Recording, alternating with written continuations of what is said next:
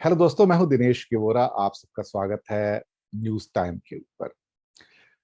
Talk shows की श्रृंखला में आज उत्तर प्रदेश के आने वाले चुनावों पर बात करेंगे। जो गहमा गहमी वहां पर चल रही है, जो बातें निकल कर आ रही हैं, उसी सिलसिले में आज बात करने के लिए हमारे साथ जो विशेषज्ञ डोमेन एक्सपर्ट मौजूद हैं वो हैं श्री सतीश के सिंह। सतीश जी, स्वागत है आपका। जैसा कि आप जानते हैं, सतीश जी एक वरिष्ठ पत्रकार हैं, जी टीवी के चीफ के रूप में भी रहे हैं और बहुत लंबा अरसा मीडिया में उन्होंने गुजारा है। एक लंबा अनुभव उनके पास है। सतीश जी, बंगाल की गहमा गहमी खत्म हुई और वहां पर देखा जाए तो ममता दी तो जीत गई और अब वहां भगदड़ मची हुई है बीजेपी छोड़कर, खास तौर से टीएमसी में जाने के लिए। और ये खत्म हुआ तो उत्तर प्रदेश की गहमा गहमी शुरू हो गई। वहां पर तो पीछे काफी अफवाहें थी कि कुछ चेंज हो सकता है, लेकिन अभी फिलहाल वो दस्त थोड़ी सी सेटल होती हुई नजर आ रही है कि चुनाव योगी जी की कमान में ही लड़ा जाएगा या मोदी जी की कमान में ही लड़ा जाएगा। इस बीच कुछ और मुद्दे निकल कर आ रहे हैं, जहां पे उत्तर प्रदेश के बंटवारे की बात हो रही है इलेक्शन से पहले आनन फानन के अंदर।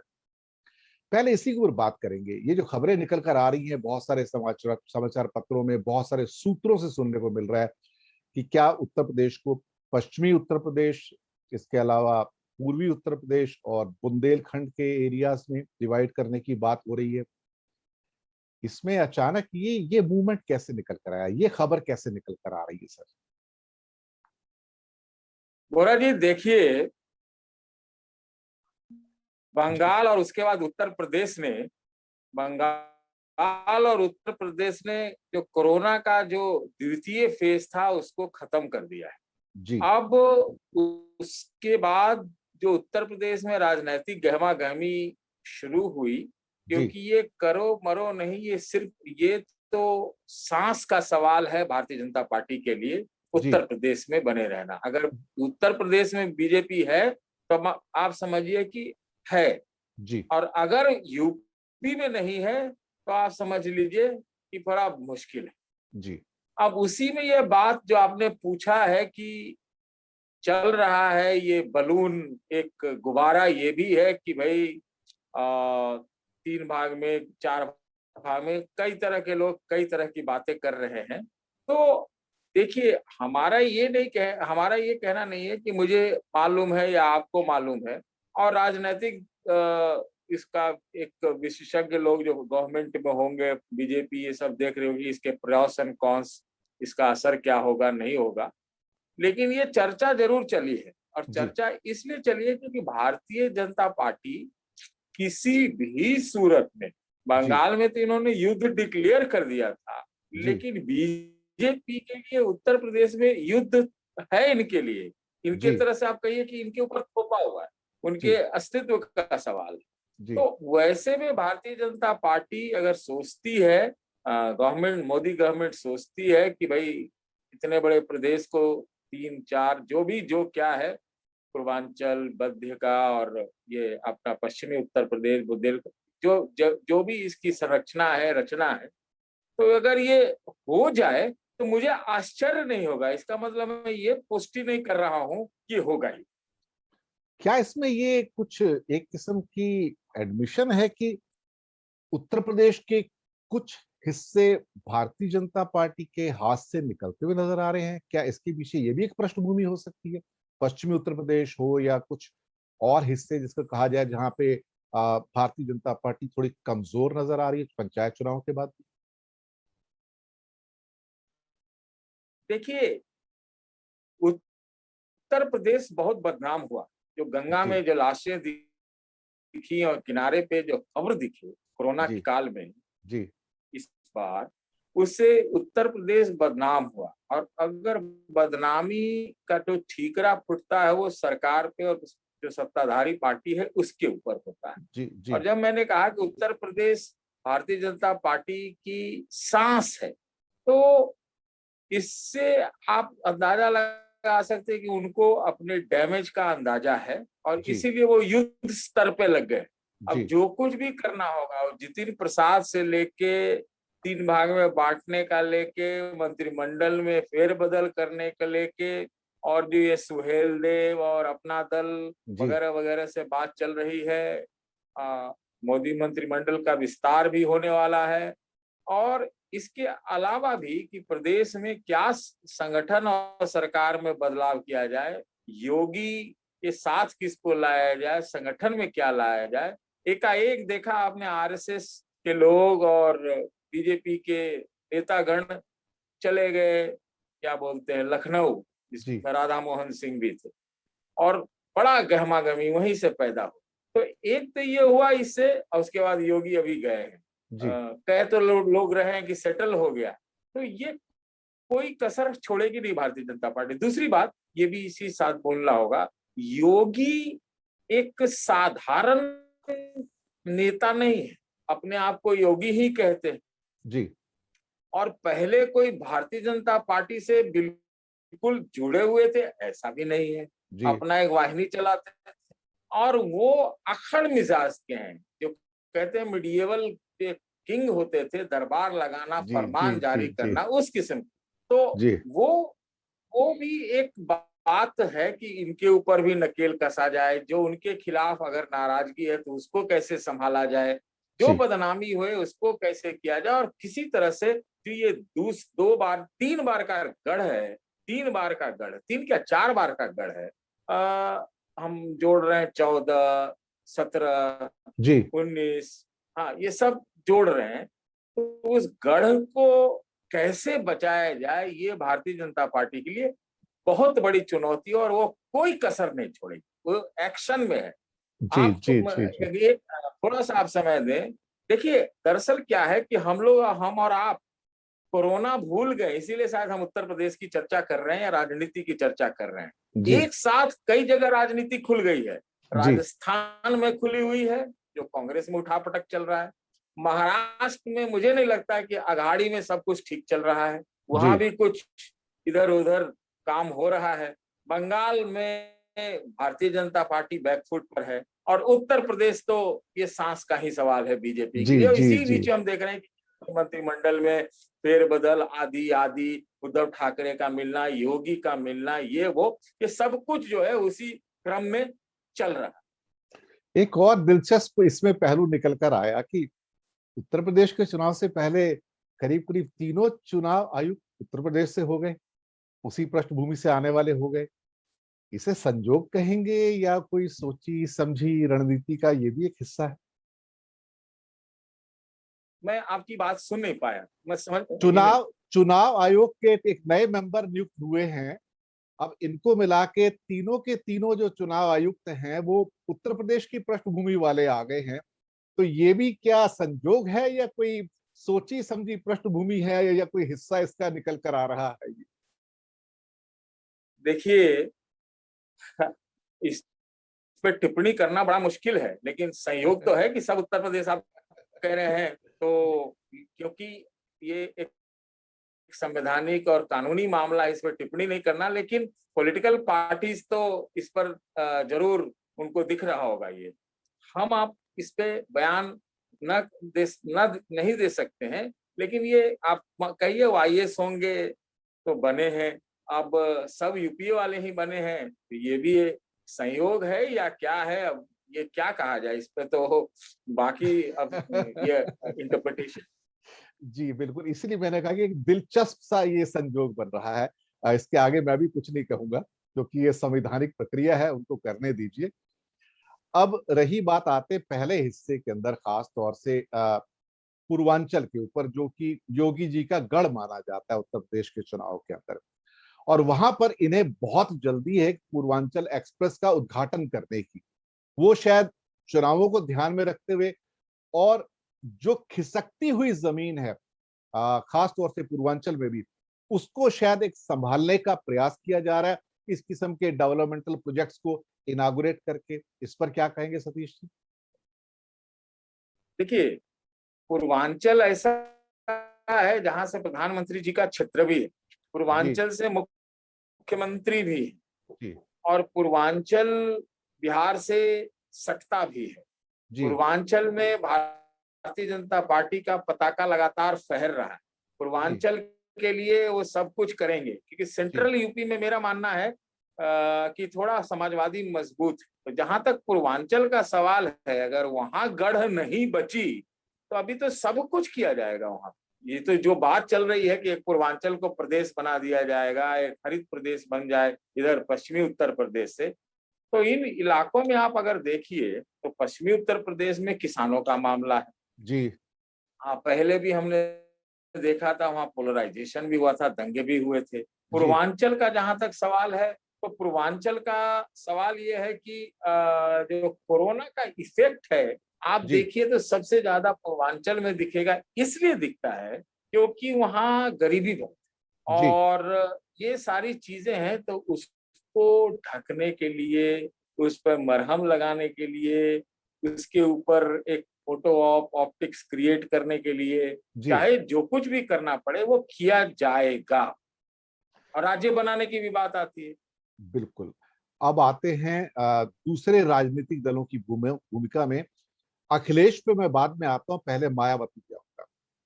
अभी मायावती का भी अपना एक वोट बैंक है जो 18, 19, 20% के आसपास इंटैक्ट रहता है। बिल्कुल वो वोट कहीं नहीं जाता है।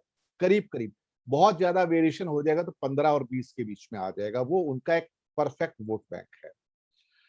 अखिलेश और मायावती का कोई गठजोड़ नहीं होगा, इस बात की संभावनाएं ऑलमोस्ट पूरी है कि दोनों साथ में नहीं आएंगे। मायावती फिर से कितना बड़ा फैक्टर हो सकती है इस चुनाव के अंदर सर? भारतीय जनता पार्टी को जिताने में, उनकी सत्ता बरकरार रखने में मायावती की बड़ी भूमिका होगी, जी बहुत बड़ी भूमिका इसलिए जी होगी। मुझे तो कभी कभी ये भी लगता है कि कहीं मायावती पहले भी बीजेपी के साथ रही है, जी तो हो सकता है हाथ मिला लिया जाए, क्योंकि एक दलित दलित वर्ग का वोट है और ऊपर से आप देखिए ब्राह्मण राजपूत जो कास्ट है जी और जो इंटरमीडिएट कास्ट है, ओबीसीज है, ये सब है, ये मिला के कॉम्बिनेशन बन सकता है। लेकिन मायावती अगर नहीं भी मिली और अकेले मान लीजिए चुनाव लड़ती, जी मान लीजिए अकेले ही लड़ती जी या फिर एक एडजस्टमेंट से लड़ते हैं, बिना एडजस्टमेंट के भारतीय जनता पार्टी से वो इस बार चुनाव नहीं लड़ेगी, ये एकदम हम्म तय है, ये आप समझ लीजिए। और हम्म एडजस्टमेंट में ये भी हो सकता है कि उनका जो है एक कोई समझौता हो जाए, चुनावी समझौता। क्यों क्यों जी नहीं हो सकता? जब शिवसेना शिव शिवसेना और कांग्रेस पार्टी का हो सकता है, तो मायावती तो बहुत पहले बीजेपी के साथ रही हैं, तो क्यों नहीं हो सकता? और उनके बयान, उनकी बातें, उनकी निष्क्रियता, ये सब कुछ बयां करती है कि ऐसा लगता है कि जैसे मायावती ने रणक्षेत्र छोड़ दिया है, अब रणनीति वो टेबल पे ही काम कर। जैसे मैंने कल पता चला कि अब पंजाब में भी जो हरकत हो रही है, जी चुनाव जी जी चुनाव होना जी है, जी जी तो जी वहां अकाली दल के साथ उन्होंने एक अपना गठबंधन कर हो गया लिया है, और हो गया है। कांग्रेस के खिलाफ लगातार बयान देते रहती है। जी मैं उनको वॉच करते रहता हूँ, जी इसलिए मुझे लगता है कि अघोषित या घोषित जी बीजेपी के साथ मायावती रहेंगी। अब बात आती है बंगाल की तर्ज पर उत्तर प्रदेश में माइनॉरिटीज के पोलराइजेशन के ऊपर, कि वो एक किस्म से जैसे वहां पे सब टीएमसी के साथ में एक साथ में आ गए थे। कितनी संभावना नजर आती है कि जो माइनॉरिटीज वोट्स हैं सारे के सारे उत्तर प्रदेश में वो अखिलेश के पक्ष में चले जाएं? ऐसे कुछ क्या संभावनाएं नजर आती? देखिए वो जा सकते हैं, उनके पास कोई रास्ता नहीं है, वो जाएंगे, ये बात सही है। लेकिन जी अभी आप एक चीज जरूर देखिए कि फिर हमको लगता है, ये भी देखने को लगता है कि जैसे बिहार में हम लोग कहते रहे कि भाई वो तो कहाँ जाएंगे, आरजेडी के साथ आएंगे, और माइनॉरिटीज वहां एक खास इलाके में या एमआईएम के साथ चली गई। तो ये एक अभी जो बिसात बिछेगा हाँ जी वो बहुत बड़ा ही नाटकीय भी होगा और जी बहुत हैरत अंगेज भी हो सकता है। लेकिन हाँ, आपकी बात सही है कि अभी वो माइनॉरिटी अखिलेश के साथ ही जाएगा अब वो देखना यह है कि 90% जाता है या फिर वो 60% पे रह जाता है। जी सवाल ये भी है कि जो अगर आप कांग्रेस पार्टी को देखिए, इन दोनों को की भूमिका को आप कम मत आंकिए।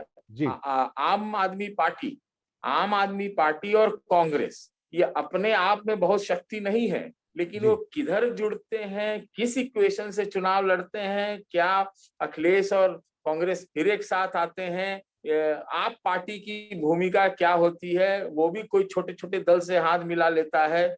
जैसे उसने आज राम मंदिर जी में कोई जमीन का मामला छेड़ा है, तो वो जी भी तो दावा पेश कर रही है। तो अभी उत्तर प्रदेश बहुत खुला हुआ, और अगर चारों शक्तियां विपक्ष की अलग अलग शक्ति दिखाती है तो फिर जी भारतीय जनता पार्टी के लिए आसान होगा। बहुत आसान होगा। 4 कॉर्नर का जो कॉन्टेस्ट होता है भारतीय जनता पार्टी के लिए बोनस होगा। अब आते हैं भूमिका अखिलेश यादव की, जो इस चुनाव में तुरुप का पत्ता साबित हो सकता है। अभी नौजवान है, मैदान में निकल पड़े हैं, वो भी काम करना शुरू कर दिया है उन्होंने भी, और काफी एक्टिव नजर आ रहे हैं। आपको क्या लगता है सर, अखिलेश यादव की वापसी कहां तक संभव देखिए बोरा साहब, अगर हम आप हमसे एकदम सही में पूछिएगा तो डिफॉल्ट का वोट तो उनको मिल सकता है कि हमें भाई बीजेपी नहीं चाहिए, हमको योगी नहीं चाहिए, हमको मोदी नहीं चाहिए। लेकिन ये अखिलेश यादव के पक्ष में लोग जाके वोट दे देंगे, पॉजिटिव वोट, इसमें मुझे थोड़ी शंका है। नंबर एक। नंबर दो, जो एक्टिविटी, जो सक्रियता, चाहे कोरोना हो या कोरोना से पहले हो, है? जी एक उम्मीद की जाती है एक चैलेंज करने वाले के से, वो तो मुझे नहीं दिखाई पड़ती। अब जी वो कहाँ रहते हैं, क्या कर रहे हैं, उनके किए हुए काम की रिपोर्टिंग नहीं हो पाती, नहीं होने दी जाती। उनकी भूमिका बड़ा ही अजीब सा है। अब क्या सेना सजती है विपक्षी खेमे में, कितने विपक्ष के फॉर्मेशन होते हैं, ये बड़ा महत्वपूर्ण होगा। लेकिन अखिलेश यादव, आप अभी अगर देखते जैसी स्थिति उत्तर प्रदेश में है, अगर वो बहुत सक्रिय दिखाई पड़ते तो फिर ममता जैसी हवा बना ले गया। लेकिन जी ममता जैसी ये हवा वाली बात अभी भी नहीं दिख रही हो, मुझे नहीं लगता। क्योंकि वहां पर देखिए ना, 5 कोणीय संघर्ष है, आप कहिए तो आप पार्टी भी है, बीएसपी भी है, वो चंद्रशेखर भी हैं, बीजेपी है, कांग्रेस है, समाजवादी है। ऊपर से एक दो पार्टियां जो ये छोटे छोटे होते हैं, सुहेल देव, अपना दल, क्या नाम है चंद्रशेखर की पार्टी, एआईएमआईएम, ये सब आएंगे ना, सबकी तो भूमिका होगी, एक प्रश्न सबकी भूमिका होगी। एक प्रश्न आता है इसमें, बीजेपी को एक पार्टी और इम्पोर्टेंट है बहुत, आरएलडी, जयंत चौधरी की। अब अजीत सिंह जी तो हाँ, रहे मैं नहीं। भूल गया हूँ वो जी, वो भूल गया मैं, क्योंकि वो इनका संगम भूल तो गया। बिल्कुल फिक्स है। अखिलेश और आरएलडी तो हाँ ऑलमोस्ट मिल चुके हैं, अभी ये तो ऑलमोस्ट तय माना जा रहा है, 99% की एक साथ में आ हाँ, रहे हैं अभी। बिल्कुल। तो ये भी एक फॉर्मिडेबल कॉम्बिनेशन बनेगा। चंद्रशेखर को रावण जो हैं उनको भी साथ लाने की वो प्रयास कर रहे हैं, क्योंकि कुछ कॉन्स्टिट्युएंसी में सहारनपुर साइड में उनका प्रभाव वहां पर माना जाता है। लेकिन आपने कहा कि हाँ एआईएमआईएम भी हैं, और अपना दल, वो अनुप्रिया पटेल की पार्टी हो गई, सुहेल देव पार्टी वगैरह जो है छोटी छोटी, वो भी प्रभाव वाली हैं। निषाद पार्टी भी। जी निषाद पार्टी भी। आ, एक चीज जो थोड़ा सा एक मिसिंग लिंक इस बार हो सकता है, जो पिछली बार काफी था, राम मंदिर का हिंदू का पॉइंट, जो हिंदू पॉइंट निकल के आता है, जहां का हिंदू पोलराइजेशन से आप कहते हैं, शायद कहीं इस कोरोना काल में वो हिंदू पोलराइजेशन जिसकी उम्मीद बंगाल में भी की जा रही थी और वो फलीभूत नहीं हुआ, मुझे लगता है कि शायद वही दांव उत्तर प्रदेश में, हालांकि भारतीय जनता पार्टी का या आरएसएस का कहना है कि शायद मथुरा काशी को भी इंक्लूड करेंगे और भावनाओं को जागृत करके पोलराइज करेंगे, पर क्या ये अगले 6 महीने में पॉसिबल है क्या?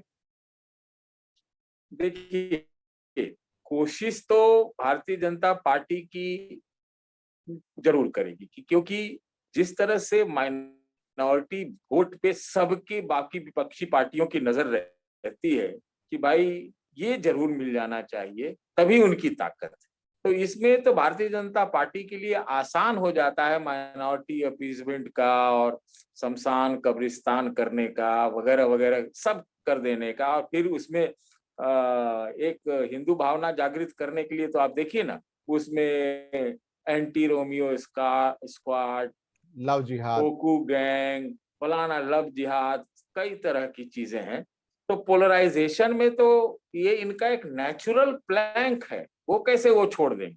आपने जो सवाल किया है वो महत्वपूर्ण, कि जो इकोनॉमिक क्वेश्चन है, जो गरीबी है, जो अब इस समय जो कोरोना से खास तौर से जो हालात पैदा हुए हैं, तो उसको लेकर कितना मरहम भारतीय जनता पार्टी की केंद्र सरकार और प्रदेश सरकार लगा पाती है, ये बहुत ही एक निर्णायक चीज होगी। और दूसरा एक और भी है कि जिस तरह से लाशें दिखी थी गंगा के तट पे, अब उसको भुलाने के लिए अब दबा तो नहीं सकते, उसको भुला सकते, तो भुलाने के लिए भाजपा क्या क्या कर सकती है, तो उसमें जो कुछ भी करना पड़ेगा, तो उसमें एक इकोनॉमिक फैक्टर निश्चित रूप से बड़ा है, बड़ा है। सब हक मांग रहे हैं कि हमको कुछ मिले, हमको कुछ मिले, हमको कुछ मिले। तो अब वो भी बात होती है ना, हम लोग बार बार कहते हैं कि भूखे भजन न होए गोपाला करके, तो लेकिन कोशिश पूरी होगी कि चारों पांचों कॉम्बिनेशन मिला के फिर